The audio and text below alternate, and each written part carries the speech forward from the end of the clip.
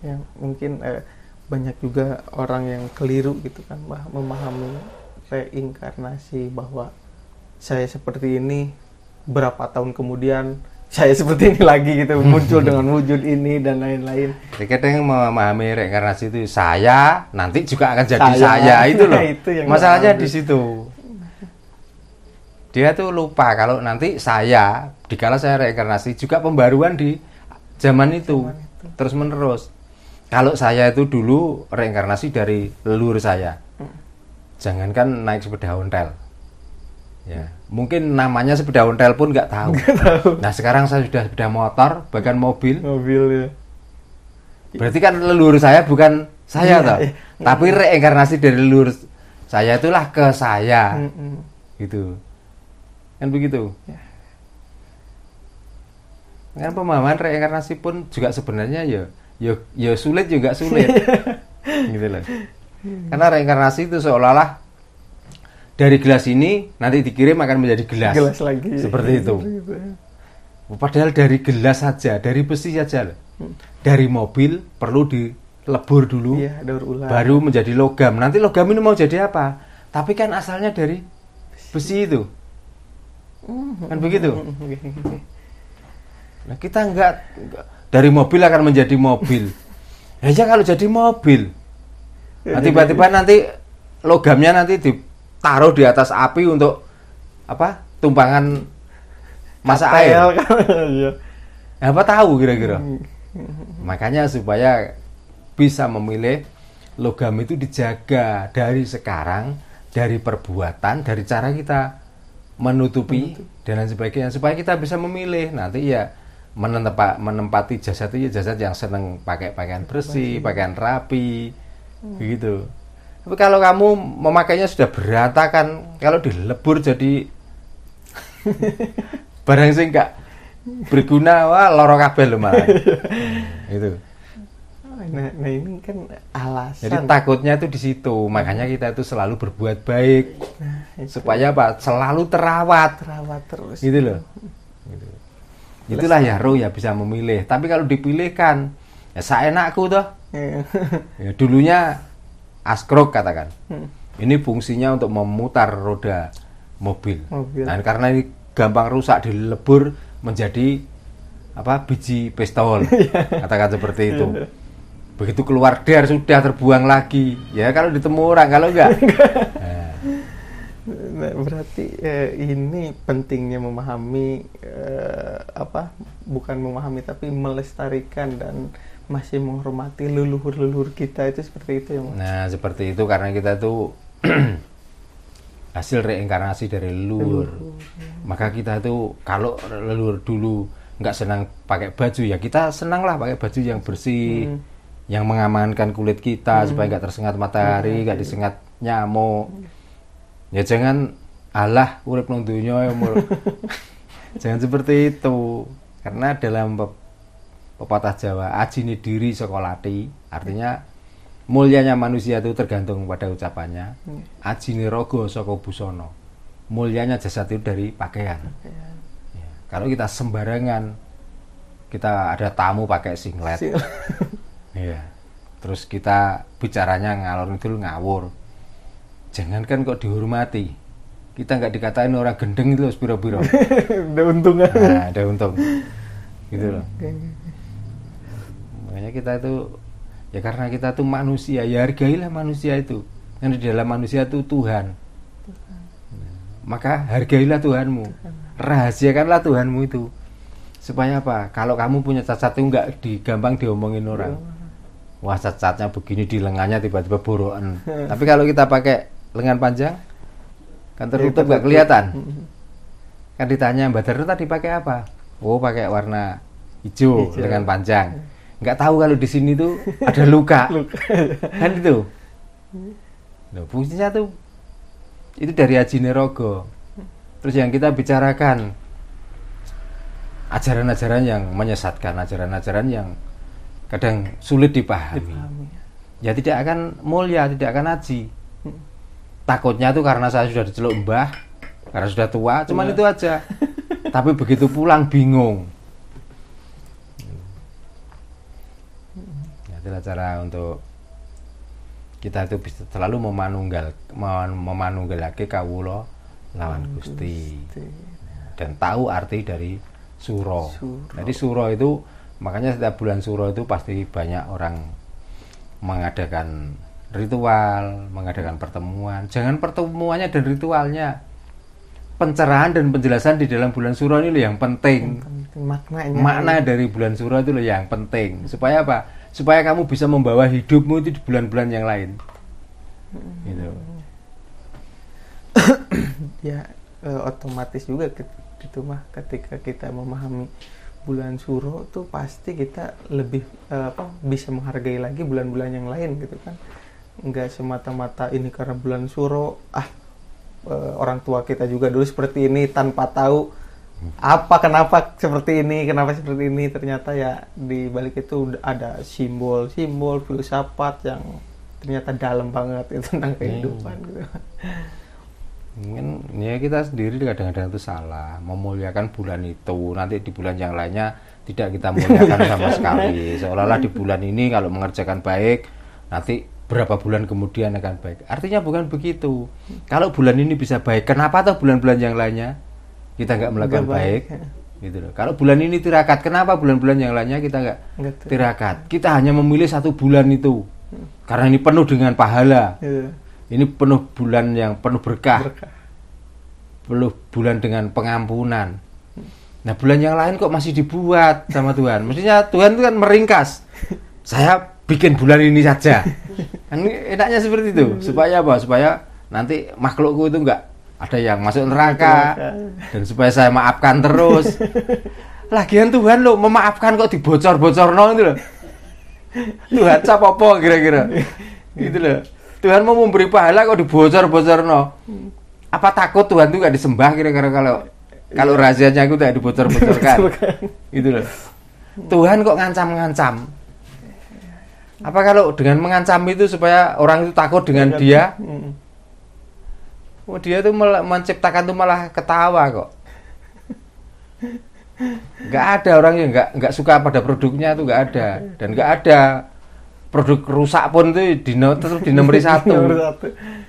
Nah kok ciptaannya sendiri diancam-ancam sendiri. Nah berarti dia memilih Tuhan yang lain. Karena Tuhan saya kan gak begitu. Tuhan saya itu sabar. Ya, Tuhan saya itu pengampun. Salah pun diampuni, apalagi benar. Itu Tuhan saya. Kalau kamu ingin memilih Tuhan yang otoriter seperti itu, ya pilihin nikmat ono uripmu. Ya lagian gitu mah, ketika berbicara Tuhan banyak keterangan bahwa laisa kamislihi syai'un, terus datan keno yang ngopo gitu dan lain-lain. Tapi ya masih banyak gitu yang saya terima gitu dari ajaran-ajaran lain, bahwa masih mendaya ciptakan gitu, terciptanya Tuhan itu digambarkan seperti ini, berarti bisa diwujudkan katakanlah Tuhan itu. Dan apa maknanya datan kenoyo ngopo itu tersebut gitu. Tapi kalau dipikir-pikir emang sulit sih kan. Kenoyo ngopo nggak bisa dibayangkan. Nah, orang seperti itu kan gini tuh Sal. Kenapa toh kok Tuhan dibayangkan seperti ini dan begitu? Karena dia kesulitan sebenarnya mencari Tuhan, menemukan Tuhan itu kesulitan. Ya, makanya seolah-olah Tuhan itu goib. Tuhan itu seperti bayangan yang tidak bisa dibayangkan. Seperti itu. Lah salahnya ke situ. Oh Tuhan kok goib itu loh gimana? Oh Tuhan itu nyata. Enggak nyata gimana? Setiap yang menciptakan namanya Tuhan. Kamu sudah tahu. Gitu dah. Sampai sifatnya kamu sudah tahu juga. Nah kamu membayangkan yang sulit dibayangkan kok. Ya salahmu. Gitu dah. Nah, kamu sendiri toh yang menamai Tuhan yo. Kamu yang menyebut ya, kamu yang kamu sembah ya nama itu. Lah kok kamu kesulitan mencari Tuhan? Kok kamu ngomong Tuhan tidak bisa dibayangkan? Kata siapa? Berarti kalau gitu kamu itu munafik. Mau nama Tuhan kamu tahu kok. Sampai kamu sembah itu pun Tuhan yang itu juga kamu tahu namanya kok. Kok kamu sampai nggak bisa menemukan loh? Ini kalau nggak orang munafik kan nggak mungkin. Gitu loh. Walaupun kentut itu kan nggak bisa dilihat, tapi baunya nggak bisa ditandai. Nah, namanya kamu tahu, bahkan perintahnya apa saja kamu tahu, bahkan kata Tuhan sering kamu katakan. Kok kamu nggak menemukan Tuhan dulu? Gitu loh. Sampai digambar-gambarkan tentang ciri-ciri Tuhan dan lain sebagainya sering kamu bicarakan, bahkan kamu buat nyanyian. Kok sampai kamu mencari Tuhan saja nggak nemokno. Ini gak wong bodoh dela-delo nggak mungkin. Gitu loh. Sampai kesenangan Tuhan pun kamu tahu. Coba sampai tulisannya tahu kamu baca.